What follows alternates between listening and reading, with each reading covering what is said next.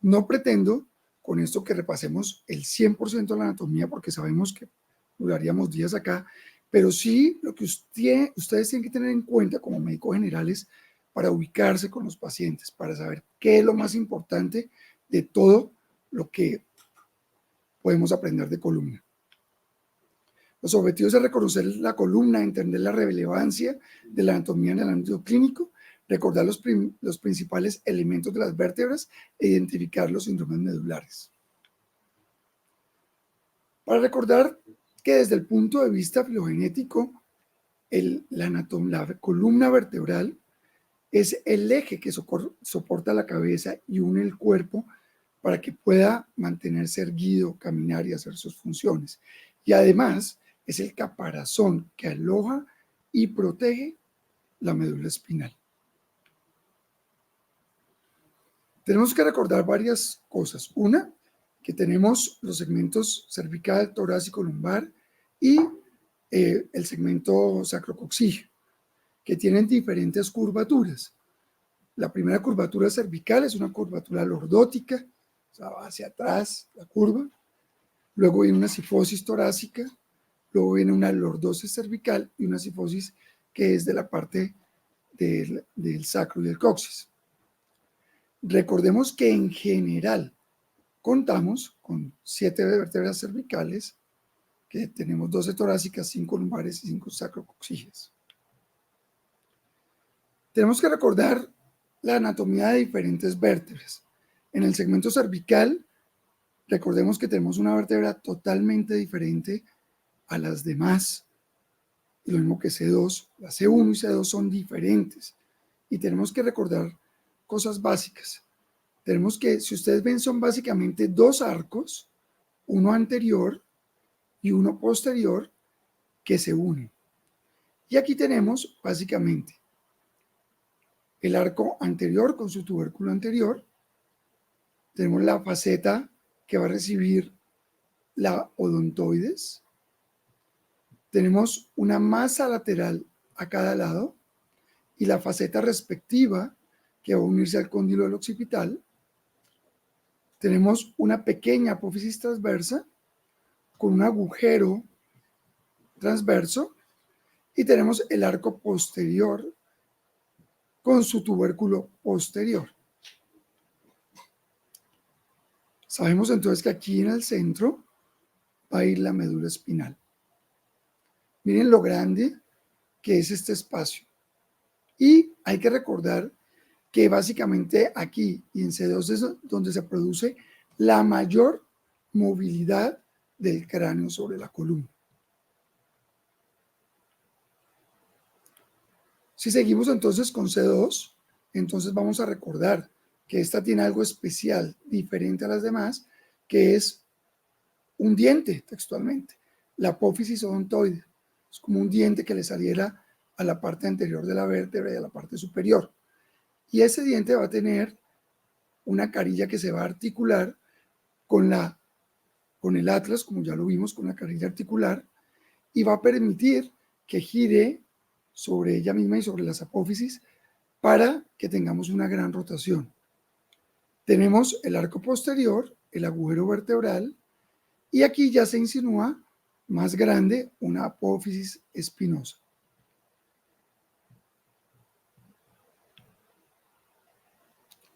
Luego, si vemos el resto de vértebras cervicales, vamos a continuar ya. Mire que ya no es un arco, sino que ya hay un cuerpo vertebral mucho más conformado. El agujero transverso, que si ustedes recuerdan aquí, van a ir las arterias vertebrales. Van a ir discurriendo de inferior hacia superior. Tenemos una apófisis transversa, la carilla articular, el canal vertebral que se va haciendo más triangular y una apófisis espinosa, que ya la vemos que es bífida.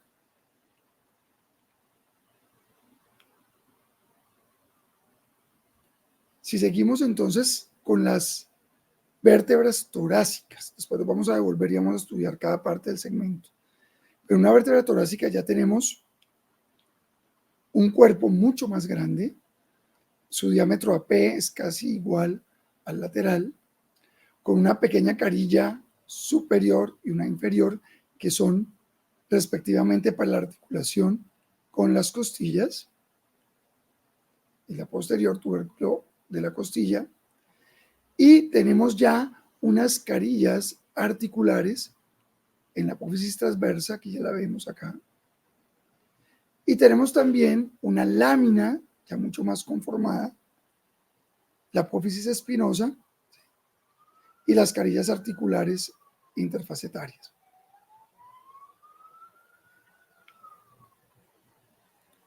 Si nos vamos ya a los segmentos lumbares, vemos una vértebra mucho más robusta, en la cual podemos ver unas láminas mucho más gruesas, las carillas articulares superior e inferior, que son básicamente para las facetas, son la articulación facetaria, una apófisis transversa, los pedículos que unen la parte anterior con la parte posterior de la vértebra y el cuerpo vertebral. En la parte superior e inferior de cada una de estas vértebras va a ir alojados los discos intervertebrales. Aquí vemos lateralmente los procesos articulares de las facetas, la apófisis espinosa mucho más grande y una apófisis transversa y su cuerpo.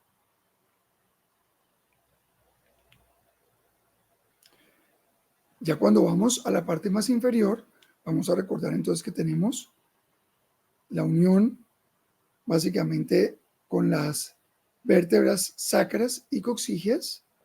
Vemos en la parte anterior el promontorio, aquí lo podemos ver en una vista anterior, con los agujeros sacros anteriores y el coxis, que vemos las asas del coxis, las apófisis transversas. En la parte lateral del sacro, ¿sí?, también tiene sus carillas articulares, el canal medular, y lateralmente, esto es para la articulación ya con los huesos de la cadera.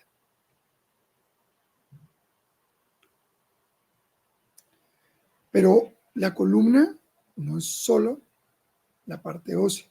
Tenemos que recordar que hay infinidad de músculos en 3 capas diferentes, ¿sí?, que van a recubrir estas vértebras y van a permitir que exista un soporte fuerte que le permita movilidad, que le permita generar unos movimientos más seguros y de protección.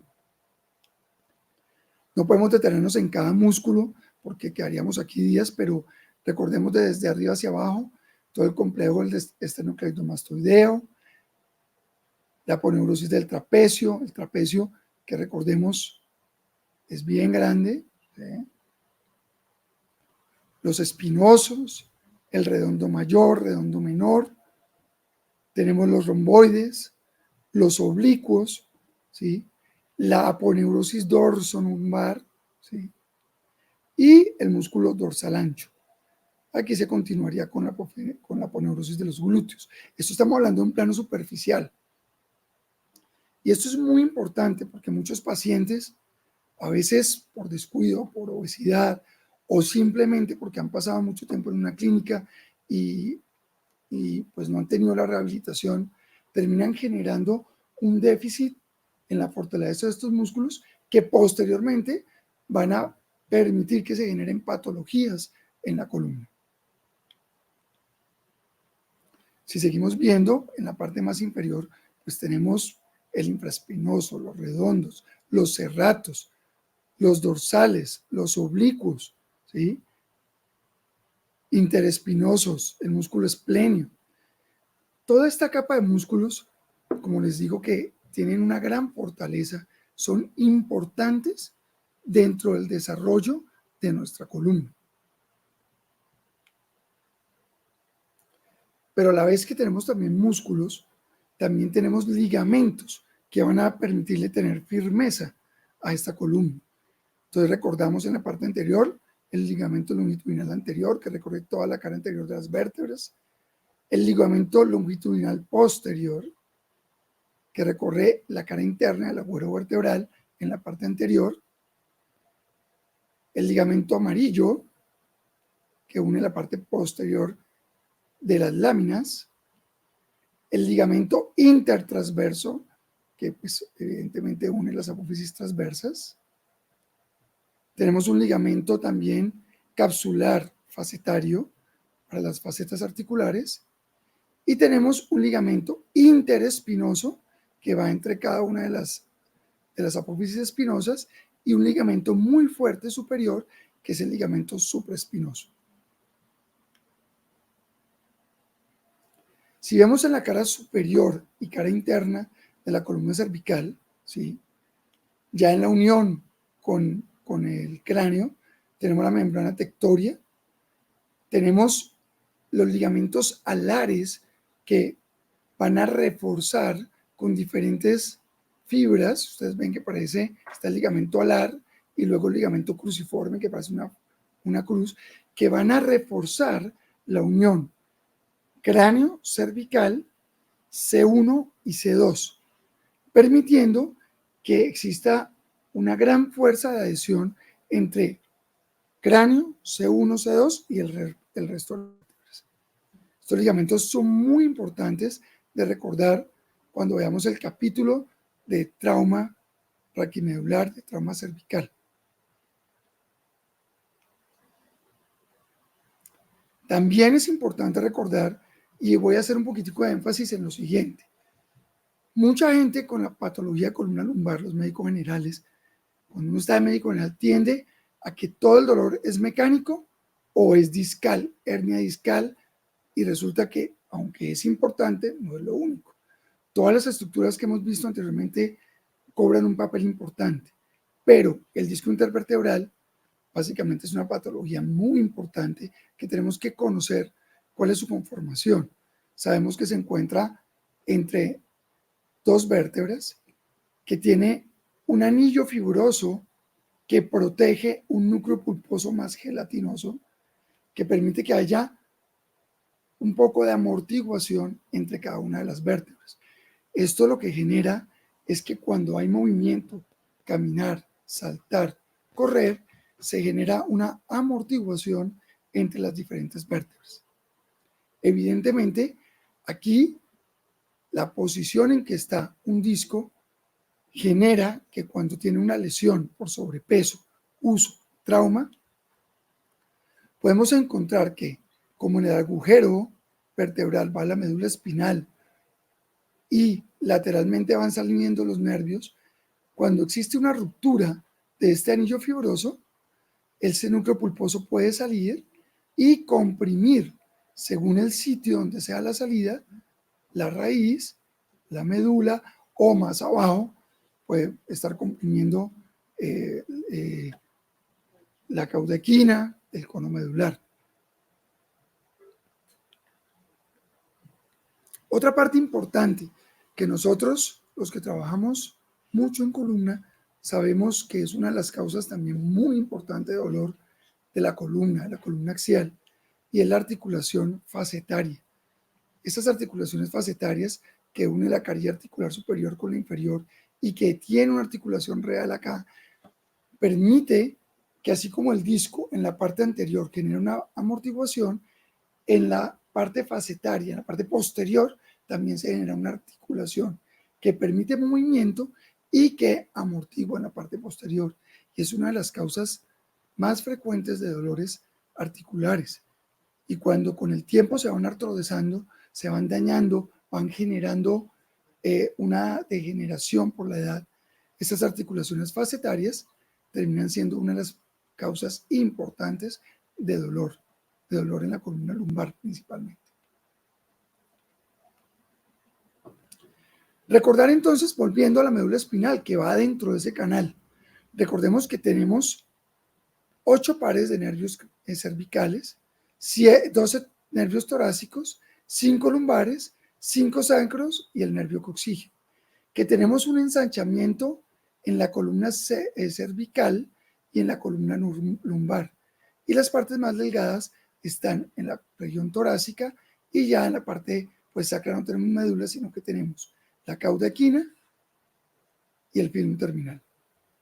Esto es importante cuando uno piensa en lo que genera un trauma a nivel de la columna. Recordar que además esta médula trae no solamente los impulsos directos del cerebro para la parte de movilidad y sensibilidad, sino que además tiene un componente del sistema simpático y parasimpático. No vamos a hablar de cada parte porque tenemos escaso tiempo, pero recordar, sí, que el simpático aquí lo tenemos en la unión cervical y en la parte sacrocoxígea y en la torácica el simpático. Eso, cuando hablemos de trauma raquimedular, va a tener mucha importancia. La distribución de la médula, saber que tenemos un ganglio espinal con una raíz dorsal y una raíz ventral que al unirse van a generar la raíz, ¿sí? El nervio es un nervio mixto. Tenemos la representación de sustancia blanca por donde van a bajar todos los tractos o subir los tractos.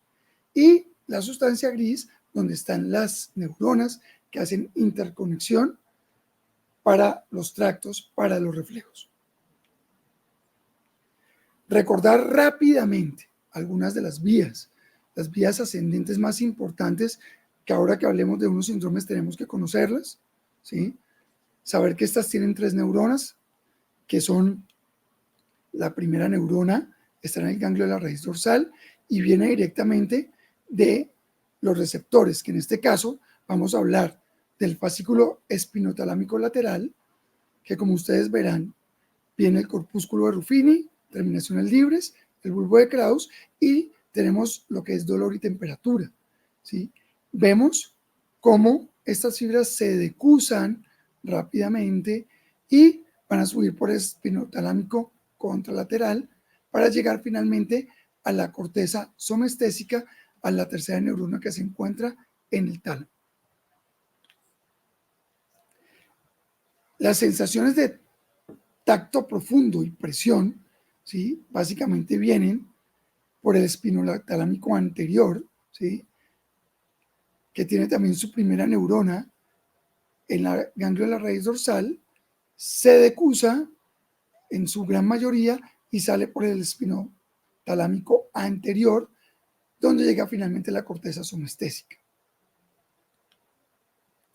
Tenemos la propiocepción consciente, la vibración y el tacto epicrítico, que sabemos que básicamente están los usos neuromusculares, los corpúsculos de Meissner, terminaciones encapsuladas y los tendones. Y básicamente van a entrar por la parte posterior y van a subir por los fascículos gracilis y cuneatus de la región posterior de la médula.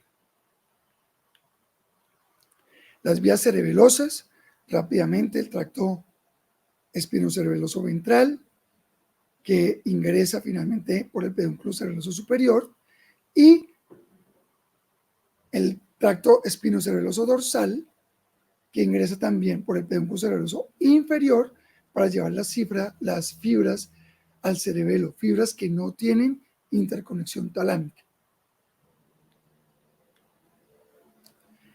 Para mí es muy importante que lo recordemos ahorita para que veamos rápidamente las vías descendentes. Pero para mí la que más importante es que ustedes conozcan su distribución, lo recuerden, es el aspiramidal.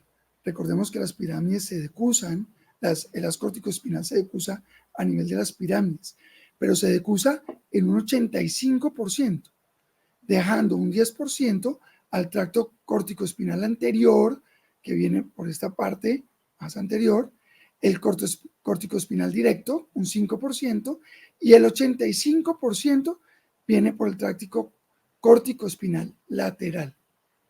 Recuerden esta distribución para lo que vamos a ver a continuación.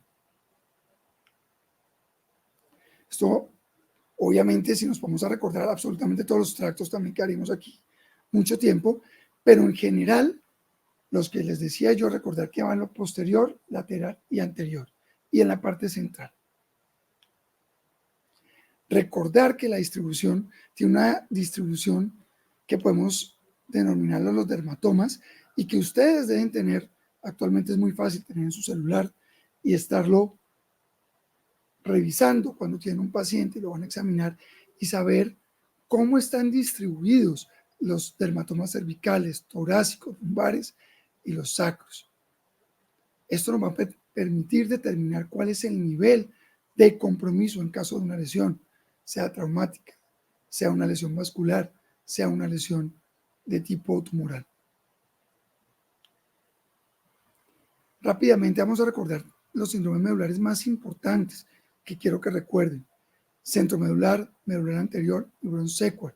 Y vamos a hablar un poquitico también de los síndromes medulares, de los síndromes ya de Caudequín. Pero para que recordemos rápidamente, Brown-Séquard es una hemisección medular, ¿sí?